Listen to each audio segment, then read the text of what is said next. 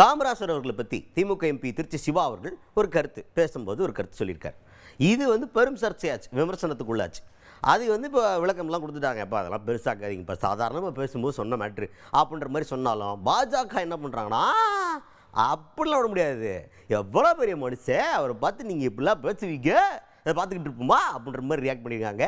இப்போ யார் ரியாக்ட் பண்ணியிருக்கிறது? தமிழ்நாடு பாஜகவை சேர்ந்த தமிழிசை சவுந்தரராஜன் அவர்கள்.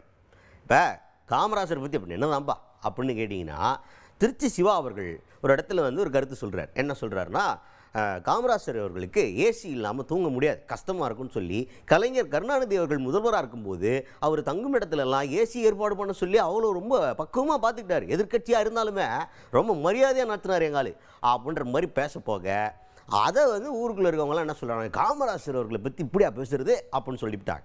இப்போ நிறைய பேருக்கு தோணும், இன்னும் ஏசியில் படுப்பாருன்னு சொன்னது ஒரு குத்தமாப்பா அப்படின்ற மாதிரியும் தோணும். அந்த மாதிரியும் நிறைய பேர் பேசிக்கிட்டு இருக்காங்க.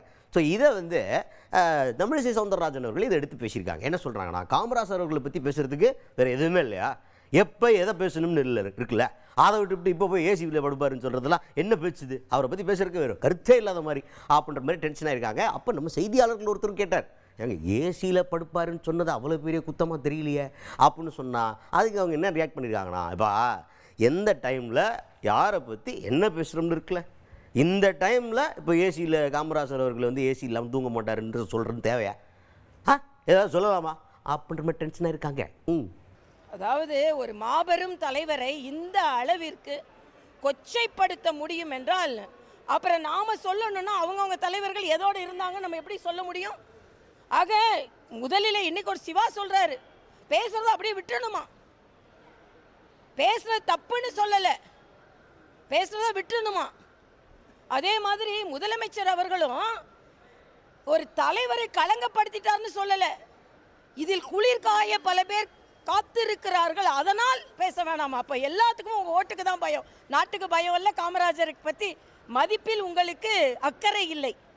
காங்கிரஸ்காரர்கள் ஓட்டுக்காக இன்னும் ஒட்டி கொண்டிருக்கிறார்கள் என்றதை விட கேவலம் எதுவும் கிடையாது. ஒரு மாபெரும் தலைவரை கொச்சைப்படுத்தி கொண்டிருக்கிறார்கள். இன்னைக்கு அதில் வேற நான் ஏற்கனவே ஒரு பதிவு போட்டேன், அவங்க கொச்சைப்படுத்துறது மட்டும் இல்லாமல் அவங்க இணையதளவாசிகள் அவர் படுத்திருந்தோட ஏசியை பாருங்க, அவர் இருக்கும்போது ஏசியில் தான் இருந்தார் அப்படின்லாம் சொல்லும்போது மிக மிக வேதனையான ஒன்று. இதற்கு திராவிட முன்னேற்ற கழகமும் காங்கிரஸும் பதில் சொல்லி தான் ஆக வேண்டும். இல்லை அதாவது நீங்கள் சொல்கிற யாரை எந்த நேரத்தில் எப்படி குறிப்பிடுகிறீங்க நான் கேட்குறேன். காமராஜரை பற்றி சொல்கிறதுக்கு உங்களுக்கு வேறு எதுவுமே இல்லையா? எதுவுமே இல்லையா? நீங்கள் அவருக்கு நான் சமாதி கட்டினேன் அப்படின்னு சொன்னால் பீச்சில் கொண்டு வச்சிங்களா?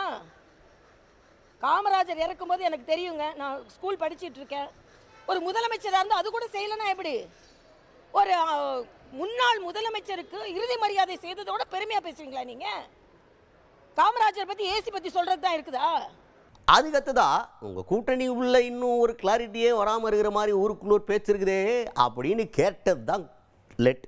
அவர் கேட்ட தாமதத்துக்கு டபக்குன்னு அவங்க என்ன சொன்னா, இதுக்கெல்லாம் பதில் சொல்ல மாட்டேன், என்னை வாயை பிடுங்க பார்க்குறீங்களா, நான் சொல்ல மாட்டேன், எதுவாக இருந்தாலும் பெரிய தலைவர்கள்லாம் பார்த்துக்குவான், தேசிய தலைமை இருக்குது எங்களுக்கு, அவங்க என்ன சொல்கிறாங்கன்னா அந்த வழிகாட்டுதலின்படி தான் நாங்கள் நடப்போம் அப்படின்ற மாதிரி வழுப்பெல்லாம் ஒரு பதில் சொன்னாங்க.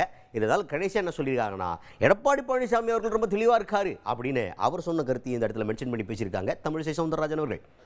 நீங்கள் இல்லை நீங்கள் அவங்கள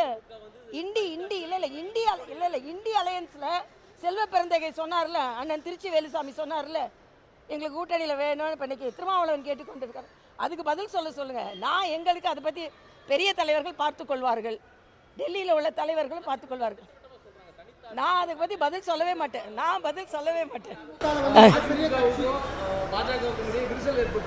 ஒரு விரிசலும் இல்லை, விரிசலே இல்லை. அண்ணன் எடப்பாடியார் மிக தெளிவாக சொல்லிவிட்டார், நீங்கள் கூட்டணி வைக்கும்போது மட்டும் திமுக பாஜக மதவாத கட்சின்னு, ஆனால் நாங்கள் கூட்டணி வைக்கும்போது மதவாத கட்சி. நான் தான் ஒரு பதிவு போட்டிருந்தேன், காவி சாமின்னு சொல்கிறாரு, அப்போ காவி கலைஞர் ஆனார் 1999, காவி பாலு, காவி ராசா, காவி மாறன், ஆக நீங்கள் காவி அடிச்சுட்டு இருக்கும்போது ஒன்றும் இல்லை. அப்பட்டமான ஓட்டு அரசியலை திராவிட முன்னேற்ற கழகம் முன்னெடுக்கிறது, அவ்வளவுதான்.